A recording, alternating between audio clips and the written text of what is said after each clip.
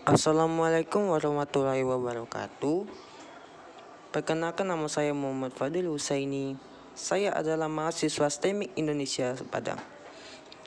Di sini saya akan menjelaskan karakteristik jenis perusahaan manufaktur pada mata kuliah perencanaan sumber daya perusahaan.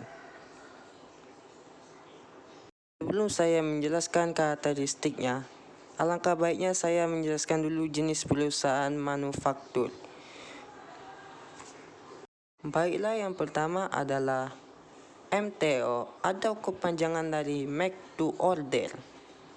Ialah perusahaan yang tidak memulai mengolah material dan menghasilkan komponen kecuali dalam menerima pesanan dari konsumen tersebut. Dan yang kedua ialah MTS atau kepanjangan dari Make to Stock. Kebalikan dari MTO, produk dibuat dan disimpan dalam sebuah gudang atau disebut dengan warehouse sebelum menerima pesanan dari konsumen. Dan yang ketiga adalah ATO atau kepanjangan dari Assembly to Order. Order dikerjakan dengan cara melakukan proses perakitan atas komponen-komponen tertentu untuk menghasilkan produk yang sudah dipesan. Bisa kita contohkan seperti perusahaan mobil.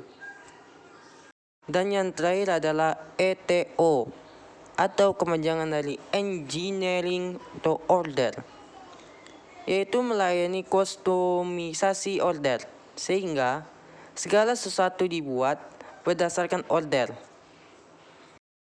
Baiklah, saya akan menjelaskan karakteristik dari keempat yang sudah saya jelaskan tersebut. Yang pertama, produk. Produk di MTS ialah standar, sedangkan di ATO produknya keluarga produk tertentu. Di MTO tidak punya keluarga produk atau kostumis, sedangkan di ETO kostumis total. Yang kedua, kebutuhan produk.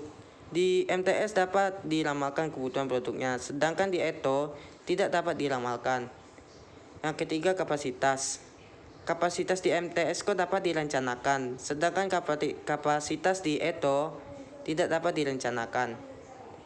Yang keempat, waktu produksi. Waktu produksi di MTS tidak penting bagi pelanggan, sedangkan waktu produksi di ATO itu penting sama dengan MTO. Sedangkan di ETO sangatlah penting. Yang kelima, kunci persaingan. Di MTS, kunci persaingan yaitu logistik, sedangkan di ATO yaitu perakitan akhir. Di MTO, kunci persaingan itu bisa dibilang fabrikasi atau perakitan akhir, sedangkan di ETO kunci persaingan itu seluruh proses yang dikerjakan. Yang keenam, kompleksitas operasi.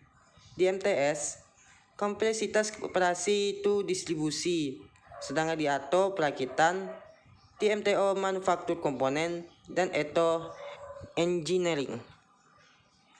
Yang ketujuh, ketidakjelasan operasi.